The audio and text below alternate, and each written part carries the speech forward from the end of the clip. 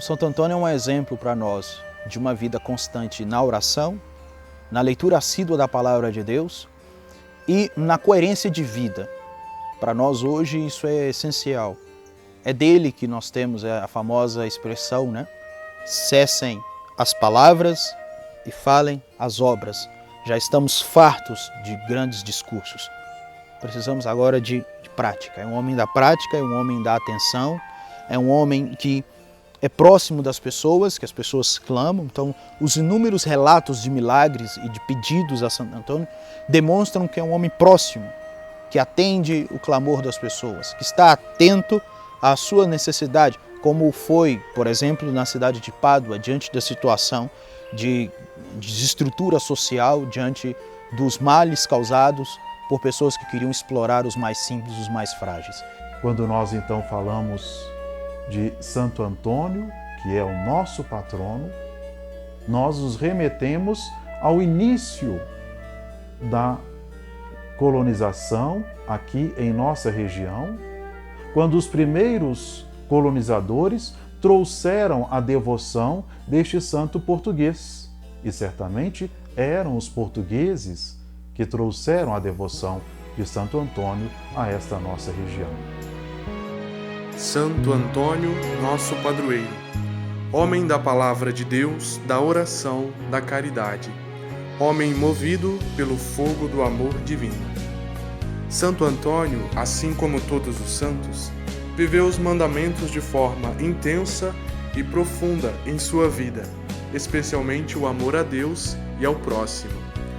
Os santos são seres humanos, como todos nós, tinham suas fraquezas, mas venceram a si mesmos, se converteram abandonando o pecado e buscaram a perfeição, e se uniram plenamente a Deus. Por isso eles são para nós grandes exemplos, modelos, que por meio de suas vidas apontam para Deus, e ao mesmo tempo nossos intercessores junto de Deus.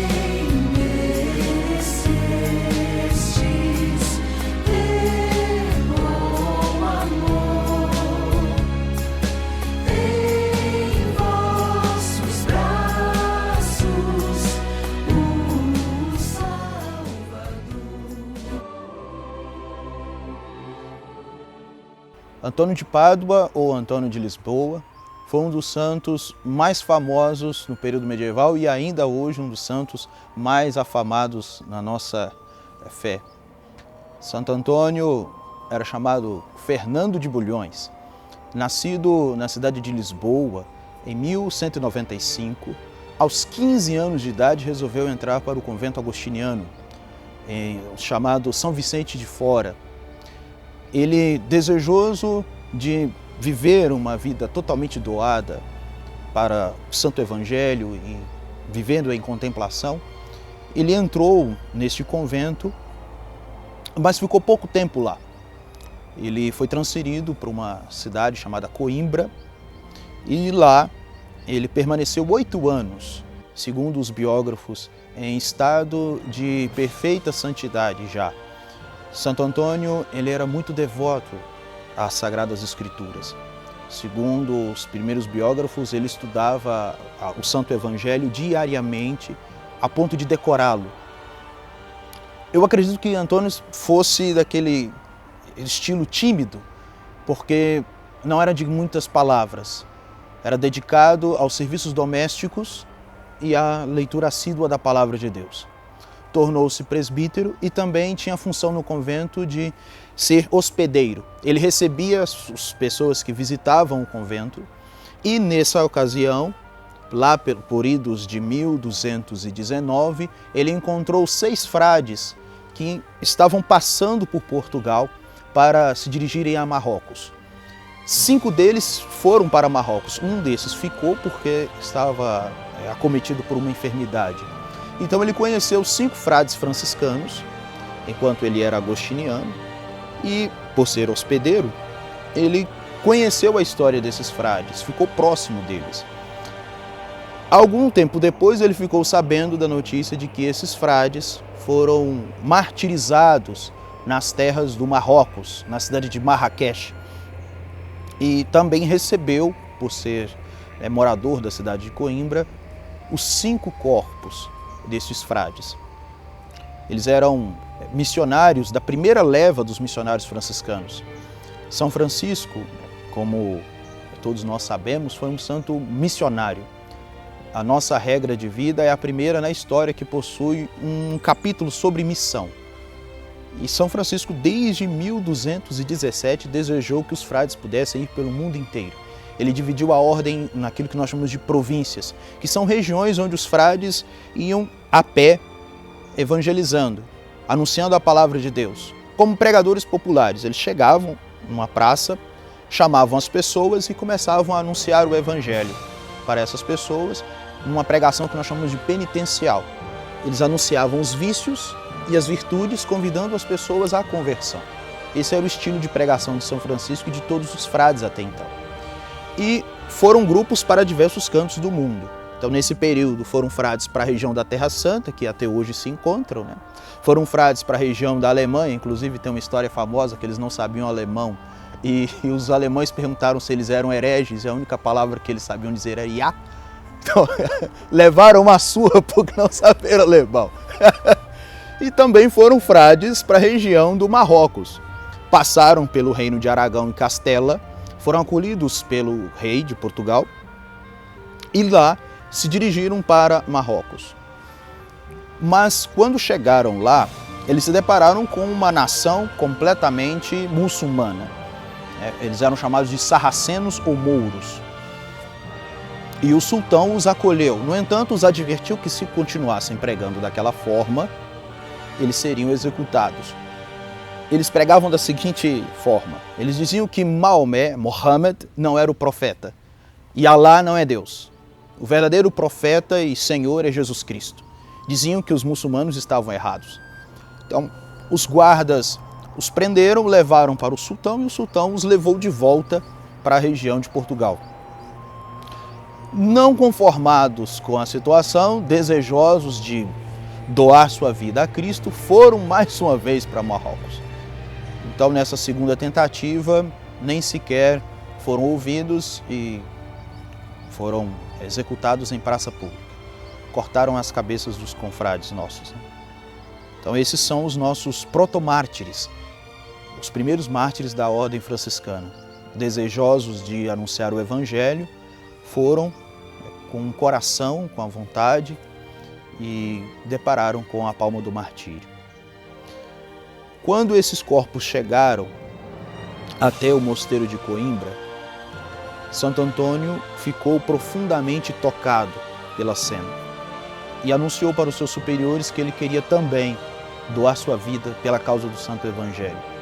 Neste mesmo ano, então nós estamos falando aqui no ano de 1220, Antônio deixa o convento dos agostinianos para se dirigir para um conventinho pequeno na cidade de Coimbra, chamado Santo Antônio do Deserto. Inclusive, acredita-se que o nome que ele adota, Antônio, seja para homenagear a fraternidade que o acolhe. Então, de Fernando, Antônio se torna Antônio. Fernando de Bulhões, agostiniano, resolve abrir-se para uma nova perspectiva de vida, tornando-se Antônio. Então, Antônio ele se torna um dos primeiros noviços da nossa ordem. Diga-se de passagem, entre os franciscanos não havia o costume de ter uma formação tão estruturada nos primórdios. Toda pessoa que desejasse ser franciscano era acolhido pelos freis, usava o hábito e seguia pelo mundo, já anunciando o evangelho. Por volta desse ano de 1220 e 1221, a ordem começa a ter o costume da formação inicial, chamado ano de provação. Então nós temos em Santo Antônio uma primeira turma de noviços, de formandos. Ele é acolhido neste convento de Santo Antônio e lá ele se prepara para ir em missão em Marrocos. No entanto, essa missão é frustrada, porque quando ele chega até Marrocos, mas lhe acomete uma enfermidade muito grande. Ele não consegue sair da cama. Infelizmente, ele não conseguiu alcançar o que desejava: anunciar o evangelho em terras muçulmanas e doar sua vida pelo Santo Evangelho. Foi aconselhado a retornar para Coimbra. Então, Antônio volta, no entanto, o seu retorno tem uma surpresa. Há uma tempestade que faz com que o barco conduza Antônio para a região da Sicília, na Itália. E na costa da Sicília, quando ele chega, ele é acolhido pelos frades de lá, da região chamada Messina. Esses frades o acolhem e ele é um desconhecido para os freis, porque ele era noviço. E como havia dito anteriormente, ele era meio calado, meio tímido. Então os frades o acolheram como um irmão. E ali ele ficou por um tempo até ficar sabendo da notícia que haveria o famoso capítulo em 1221, isso, né? O famoso capítulo na cidade de Assis, que reuniria todos os frades do mundo inteiro. Capítulo é uma grande assembleia no qual os frades eles se juntam para conviver, para comer juntos, principalmente a tradição franciscana, essa parte da comida é ótima, né? Para celebrar juntos, que a reunião era por ocasião de Pentecostes, e também para poder partilhar a experiência de evangelização e projetar as atividades para os próximos anos. Então esse capítulo ele é famoso na história por ser chamado Capítulo das Esteiras, por não ter lugar para todos os frades ficarem. Acredita-se que seja um capítulo que reuniu uma média de 5.000 pessoas na cidade de Assis. Foi uma apoteose para a cidade, né? Receber 5.000 pessoas, frades vindo de todos os lugares do mundo já, de todas as línguas, e Antônio foi como um noviço desconhecido. Ao término do capítulo, todos os frades eles eram divididos para as diversas regiões, para as províncias.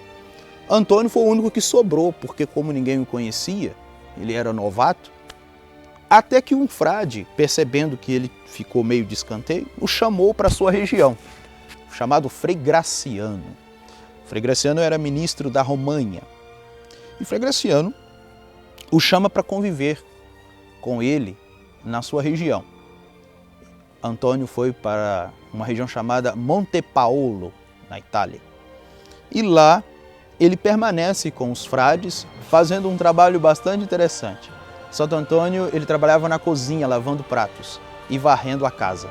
Esta era a atividade de Santo Antônio em Montepaolo, trabalhando em serviços humildes e também dedicando-se exclusivamente à palavra de Deus. Era um homem de profunda oração. Os frades, inclusive, diziam que Antônio tinha que ser toda vez alertado para deixar seu momento de contemplação, naquilo que nós chamamos de eremitério, para ir para comer ou para rezar com os frades. A vida de Antônio dá um salto quando eles são chamados para participarem de uma ordenação numa cidade chamada Forlì. Nessa ocasião, também frades dominicanos estavam presentes. Foram até a igreja em Forlì. Chegou o momento da homilia, ninguém havia preparado a reflexão, nem o bispo. Então os frades começaram a olhar para o outro, quem vai fazer a pregação, até que, segundo os biógrafos, movido pelo Espírito Santo, Frei Graciano, o ministro, olha para Antônio e diz: Antônio, fale aquilo que o Espírito o inspirar. Antônio sobe ao púlpito e, para a surpresa de todos, ele profere um dos sermões mais aflamados e deixa todos impressionados com sua palavra. Palavras simples, fortes, tocantes.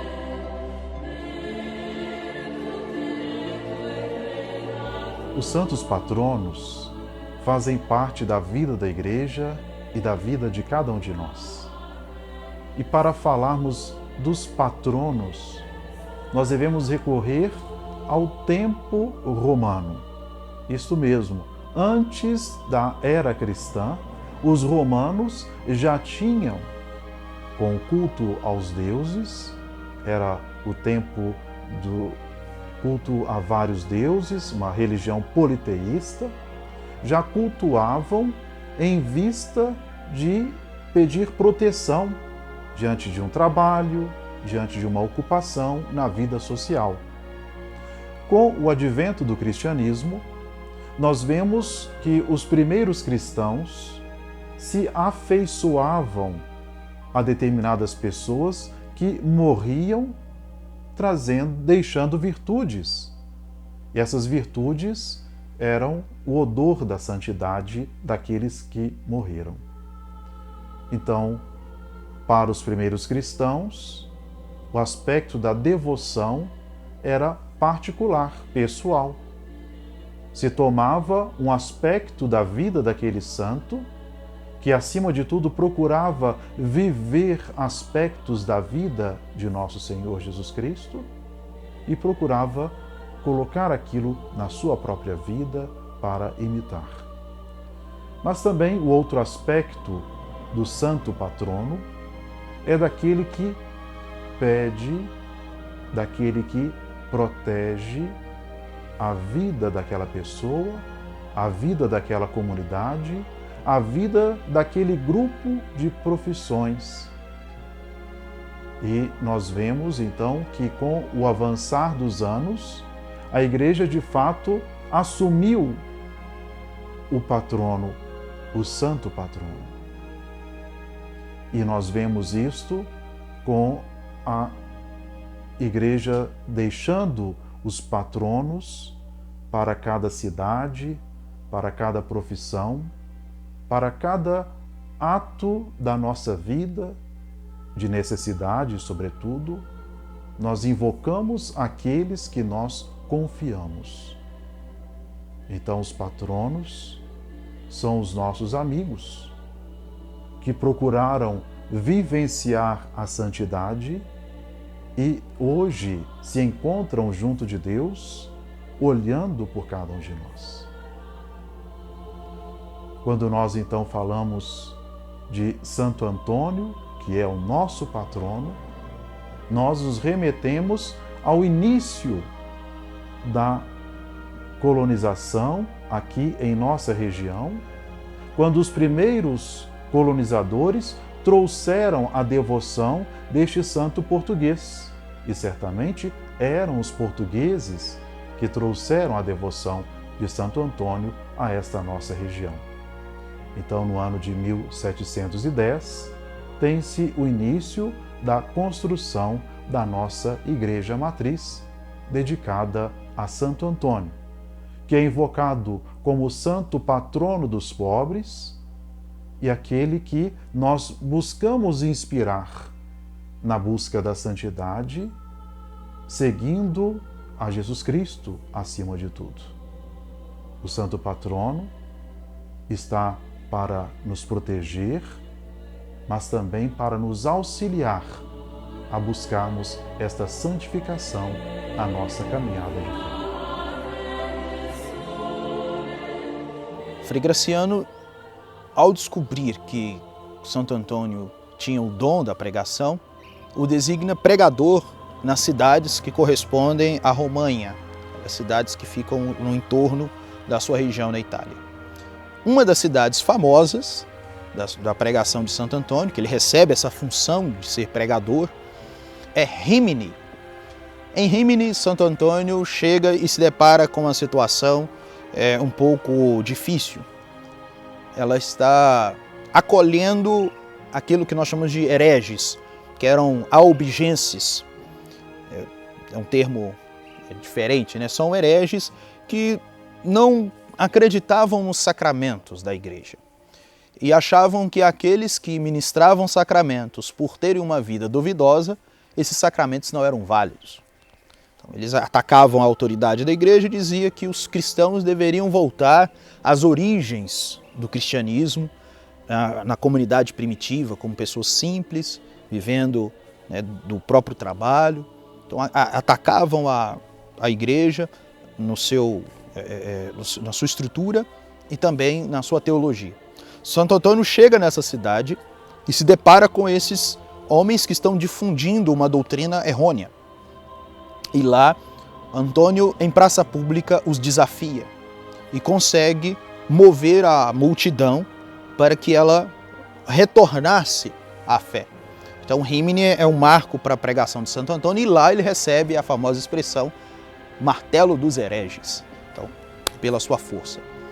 Anos depois, quando fizeram as agiografias, colocaram algumas anedotas, algumas lendas em torno dessa pregação em Rímini, como o famoso sermão aos peixes, que diziam que Santo Antônio chegou até esse lugar e, diante da não escuta das pessoas, principalmente dos hereges, ele se dirigiu até as águas próximas à cidade, ali no mar, e começou a pregar para os peixes. Quando os peixes saíram, né, das águas, ao escutando, as pessoas viram que se até os peixes escutam a palavra de Deus, por que nós não poderemos fazer o mesmo, né? Então elas ficaram tocadas com este milagre. Santo Antônio aproveitou e pregou a conversão para com as pessoas, né? Em Rímini também é palco de cenas como Antônio pregando e o comércio fechando. Então Santo Antônio chegou nessa cidade e os comerciantes fechavam para todos escutarem a palavra, para depois o comércio ser reaberto. E também é uma anedota em torno de Rímini que eu acredito que seja parte aquilo que a gente vai chamar de santo casamenteiro. Diziam que as mulheres, ao fim da pregação, acorriam até Antônio para poder pegar um pedaço da barra de seu hábito, segundo o biógrafo, para que elas pudessem alcançar a felicidade. Então eu imagino que possa ter algo parecido, sabe, com aquilo que a gente hoje chama de santo casamenteiro. Antônio também, em idos de 1223 ou 1224, início de 1224, recebe de São Francisco uma missão muito importante. Como ele ficou famoso pela pregação, não só em Rímini, mas também em outras cidades, ele também foi para a França pregar, ele recebe a missão de ensinar teologia para os frades. Então existe um bilhetinho até hoje, né, conservado, mais ou menos assim nos dizeres, né? A Frei Antônio, meu bispo, São Francisco chamou Antônio de meu bispo, a Frei Antônio, meu bispo, desejo que ensines a sagrada teologia aos nossos confrades. Aí vem uma parte muito bonita, né? Desde que não percam o espírito de oração e devoção. Isso é uma coisa muito cara para Francisco, né? Os estudos não podem matar o nosso espírito de vivência da fé, de oração e devoção. Santo Antônio, ele contrai uma doença, que é a hidropsia, ou barriga d'água, né? Que a gente, na nossa cultura, a gente chama de barriga d'água, né? E é por essa doença que ele vai ser levado à cama. Então ele termina os seus dias numa nogueira. Ele pede para construir uma pequena casa numa árvore, né, em Pádua. Uma árvore, ele constrói uma casa e ele fica nessa casa, a qual ele poderia, mesmo debilitado com a doença, pregar. Então Santo Antônio encerrou seus dias em Pádua pregando para as pessoas, anunciando o Evangelho para com elas. E ele foi um dos santos canonizados mais rápido, porque faleceu em 1231 e em 1232 ele foi proclamado santo.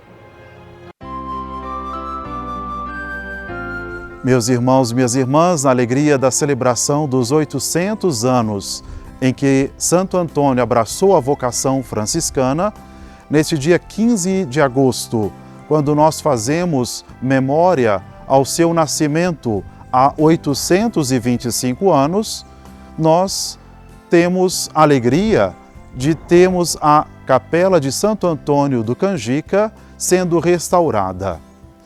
Isto é parte da proposta que o Instituto Histórico e Geográfico de Tiradentes fez e a Prefeitura Municipal de Tiradentes, através do Fundo Municipal da Cultura, está patrocinando esta obra de restauração. Sem dúvida alguma, é algo de tremenda importância para todos nós, pois a Capela de Santo Antônio do Canjica retornará aos seus moldes originais. O altar, dedicado a Santo Antônio, tendo as demais imagens compostas num altar de madeira, com seu trono, e toda a capela, então, está passando por esta obra, conforme dizia, é importante para todos nós. Então, louvemos a Deus pela vida de Santo Antônio e os sinceros agradecimentos ao Instituto Histórico e Geográfico de Tiradentes, à Prefeitura Municipal, que trazem para nós esta grande obra que, de fato, é engrandecimento da nossa fé e da do patrimônio que nós temos aqui em nossa paróquia.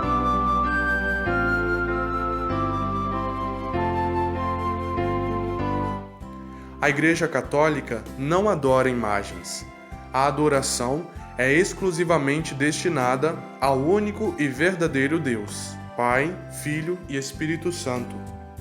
As imagens, através da iconografia, revelam a história e as virtudes do santo representado, e assim são para nós inspiração para buscarmos a santidade no dia a dia da nossa vida. É Deus quem te concede a graça de ser santo, comunicando-se a ti. Sempre, em cada lugar, é possível ser santo, abrir-se a esta graça que age dentro de nós e nos leva à santidade. O segredo dos santos é o amor. Fazer tudo por amor a Deus. Santo Antônio se deixou tocar por esse amor.